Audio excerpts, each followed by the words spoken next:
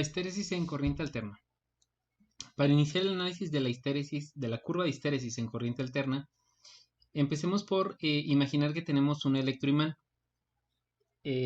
Tenemos un material ferromagnético, sobre él tenemos enredada una bobina, y a los extremos de esta bobina pues está conectada una fuente de corriente alterna. Al momento de cerrar el circuito se generará una corriente en corriente alterna sobre este conductor y este generará a su vez un campo magnético. El comportamiento de este campo magnético pues irá en función del comportamiento en corriente alterna que tenga la señal de corriente. Y lo que se analizará es el comportamiento de la intensidad de campo y la densidad de flujo sobre ese material. Entonces lo que se hace es iniciar con analizar cada uno de los puntos que tengo yo aquí en la señal de corriente alterna para ver cómo se va a comportar la intensidad de campo y la densidad de flujo. Iniciaremos en este punto 0, donde inicia el semiciclo positivo y tendremos 0 cantidad de amperes. Por lo tanto, hay 0 amperes, no habría líneas de flujo y por lo tanto H y B estarían en 0 en este punto que está aquí. Conforme empieza a subir la corriente, H empieza a subir porque es proporcional a la corriente. Si una sube, la otra también. Entonces, sube la corriente, H empieza a subir hacia la derecha, pero la densidad de flujo también, es decir, esas líneas de flujo que se empiezan a generar, se empiezan a almacenar dentro del material, entonces también crece para acá. De tal forma que va creciendo la curva en los dos ejes, en intensidad y en densidad.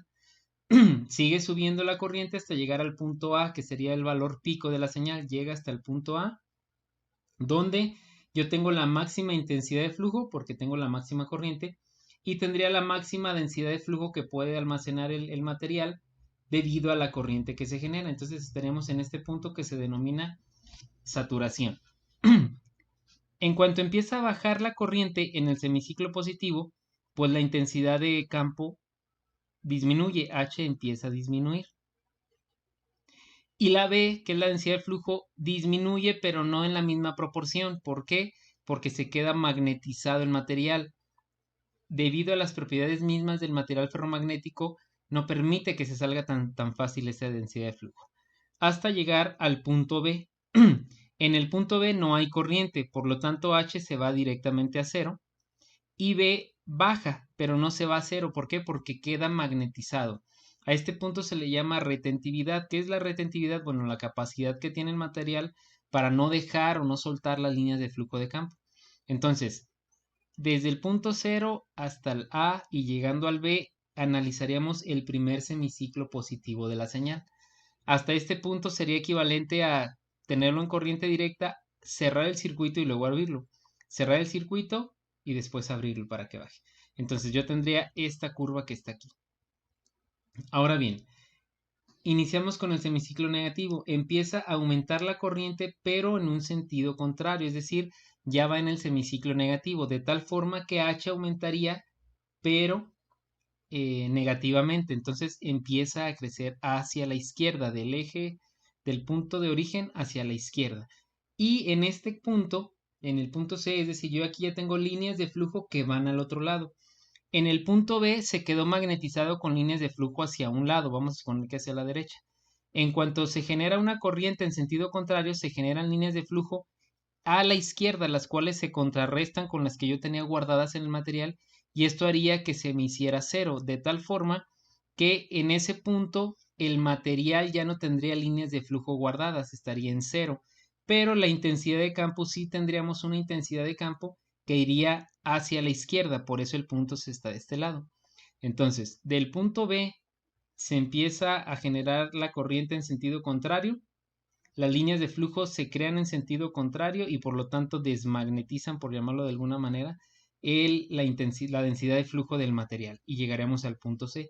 A este punto se le llama fuerza coercitiva o punto coercitivo, en el cual ya tengo líneas de flujo orientadas hacia el otro lado.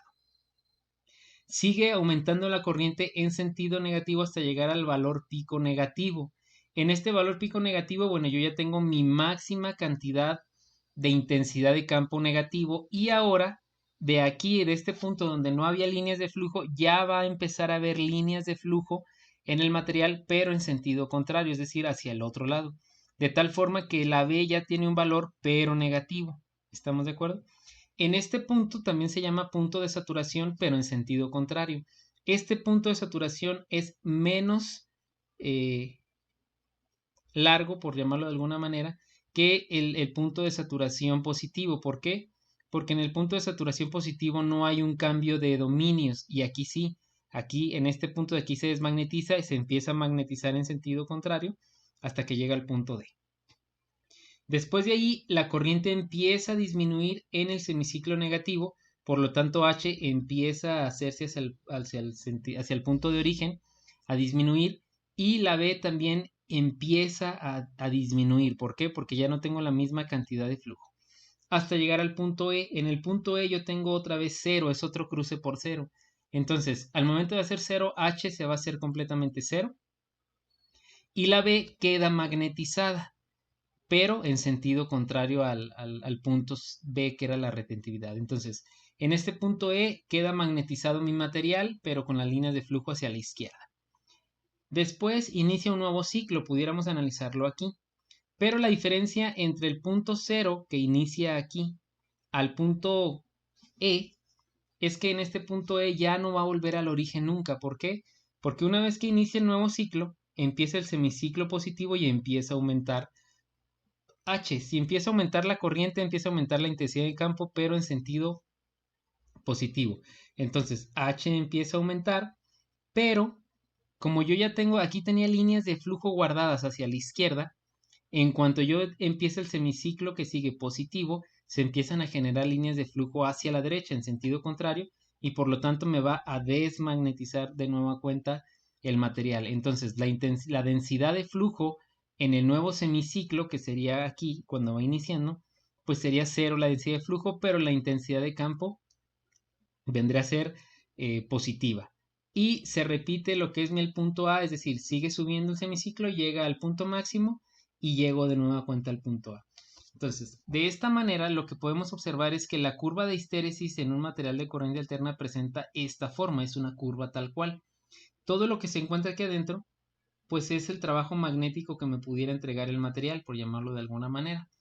La diferencia con el comportamiento en corriente directa es que en corriente directa únicamente tengo esta línea punteada, llega al A y al B, y eso es todo lo que yo tendré de magnetismo en ese material. Lo que hace en corriente alterna es que tenga mayor área bajo la curva, pero todo esto que está aquí es una modificación en los dominios. Y vemos esta imagen. Aquí lo que podemos ver es en cada punto de los que está marcado ahí en rojo, vamos a ver el comportamiento de los dominios en cada instante. En el punto 0, los dominios estarían pues todos para ningún lado, estamos de acuerdo, en desorden. En cuanto empieza a subir la corriente, los dominios empezarán a alinearse. En este caso se empiezan a alinear hacia la derecha, ¿sí? Entonces empieza a subir la corriente y se empiezan a alinear los dominios. Llega al punto máximo, que es el punto A, que dijimos que era el punto de saturación, y en este punto todos mis dominios están perfectamente alineados hacia la derecha. De ahí empieza a disminuir la corriente hasta llegar al punto B. En el punto B la intensidad de campo es 0 y queda algo magnetizado la densidad de flujo. El magnetismo con el que queda, bueno, pues quedan los dominios alineados aún como quedaron en el punto de saturación, no con la misma fuerza, pero pues alineados al mismo sentido. De ahí empieza a disminuir, bueno, empieza a aumentar la corriente en el semiciclo negativo y se empiezan a generar líneas de campo en sentido contrario, de tal forma que se me desalinean otra vez los dominios. ¿Por qué? De estar en este punto se empiezan a generar líneas de campo hacia el otro lado y esas líneas que estaban, o los dominios que se encontraban alineados, pues ahora se empiezan a desalinear otra vez. En este punto es el punto C, en el cual tengo una intensidad de campo negativa, pero la densidad de flujo se hizo 0 porque se desalinearon los dominios. De ahí empieza a disminuir, empieza a aumentar, perdón, en el semiciclo negativo, la corriente hasta llegar al punto D. El punto D es el punto de máxima saturación, pero en dirección opuesta, de tal forma que yo tendría mis dominios completamente alineados hacia la izquierda, ¿sí? De aquí, de este punto, empieza a disminuir la corriente en el semiciclo negativo y mis dominios estarían aún alineados hacia la izquierda, pero con menor fuerza. De tal manera que aquí sería el punto E. Este punto que está aquí es el punto E. El punto que sigue se repite nuevamente el ciclo. Entonces empieza un nuevo ciclo, pero yo tengo mis dominios alineados hacia la izquierda. Al iniciar el nuevo ciclo positivo, se van a generar otra vez un cambio de dominios hacia la derecha. De tal forma que de pasar de aquí, llega a este punto donde se vuelven a desalinear los dominios. ¿Estamos de acuerdo?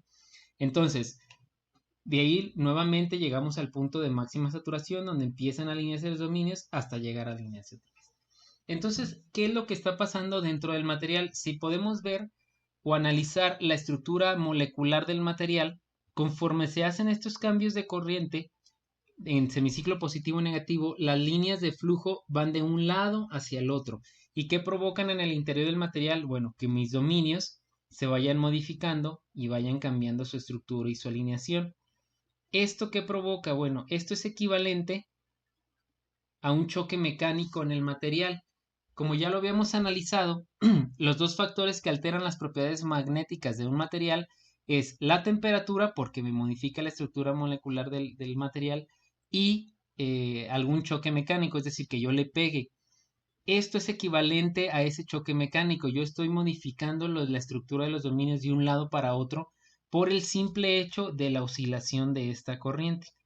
¿Esto se puede evitar? Bueno, no, este es el comportamiento propio del material, pero imaginemos que esto es un motor. Si yo tengo un motor en el cual es de corriente alterna, se está generando un campo magnético y este campo magnético está almacenándose en todo lo que es el material ferromagnético, en lo que es el estator, la estructura del motor.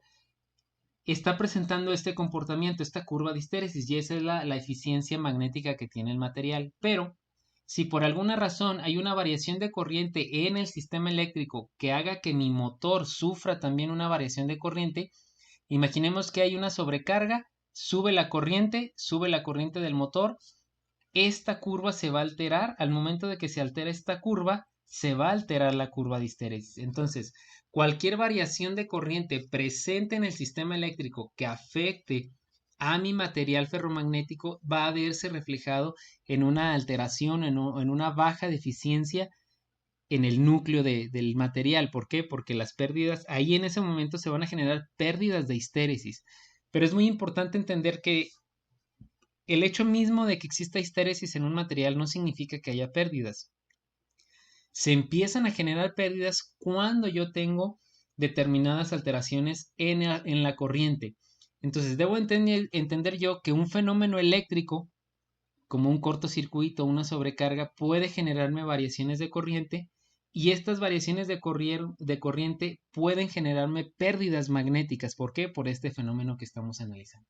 Entonces, es muy importante entender que si yo puedo controlar perfectamente la corriente de mi máquina magnética, las pérdidas que yo tenga en ese material magnético serán mínimas. Entonces, es necesario controlar mis variables eléctricas para poder controlar mis variables magnéticas.